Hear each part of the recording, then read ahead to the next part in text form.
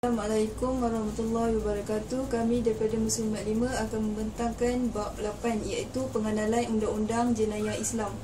Jenayah bermaksud perbuatan jahat yang diharamkan syarak, sama ada mengenai nyawa, tubuh badan, harta benda dan sebagainya. Undang-undang jenayah Islam terbahagi kepada 3. Yang pertama iaitu hudud, yang kedua qisas dan yang ketiga ta'zir. Hudud ialah keseksaan yang bentuknya telah ditetapkan oleh syarak dan dilaksanakan bagi menjaga hak Allah. Jenis-jenis kesalahan hudud ialah: pertama, berzina; kedua, menuduh zina; ketiga, minum arak; keempat, mencuri; kelima, merompak; keenam, memberontak; ketujuh, murtad.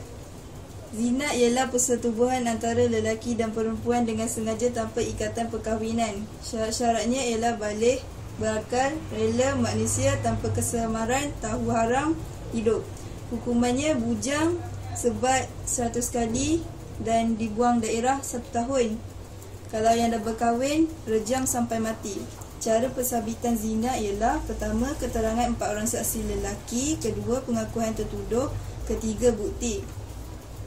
Kedua, menuduh zina ataupun qazaf, iaitu lemparkan tuduhan zina tanpa bukti dan saksi kepada orang baik dan membuat tuduhan untuk menafikan keturunan seseorang.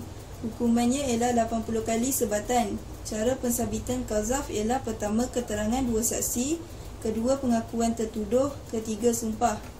Ketiga ialah minum arak. Minum arak ialah meminum sesuatu cecair yang memabukkan, sama ada mabuk atau tidak, sedikit atau banyak. Syarat-syaratnya ialah: Islam, berakal, baligh, tidak dipaksa, tidak darurat dan tahu haram. Hukumannya ialah 80 kali sebatan. Cara pensabitan minum ialah: pertama, keterangan 2 saksi; kedua, pengakuan tertuduh; ketiga, bukti. Keempat ialah mencuri. Mencuri iaitu mengambil harta benda orang lain dengan cara senyap. Syarat-syaratnya ialah cukup nisab, baligh dan berakal. Hukumannya ialah potong tangan secara silang. Cara pensabitan curi ialah: pertama, keterangan 2 saksi; kedua, pengakuan tertuduh; ketiga, bukti. Kelima ialah merompak. Merompak ialah keluarnya seseorang atau kumpulan untuk mengambil harta dengan kekerasan, ancaman ibutan. Hukumannya ialah menakutkan dan mengganggu ketenteraman awam. Kedua, merompak. Ketiga, membunuh dan merompak.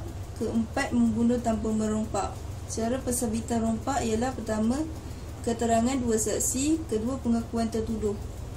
Keenam ialah memberontak. Memberontak ialah segolongan rakyat negara Islam menentang atau mendahaga pemerintah yang adil dalam sesebuah negara Islam dengan menggunakan kekuatan senjata.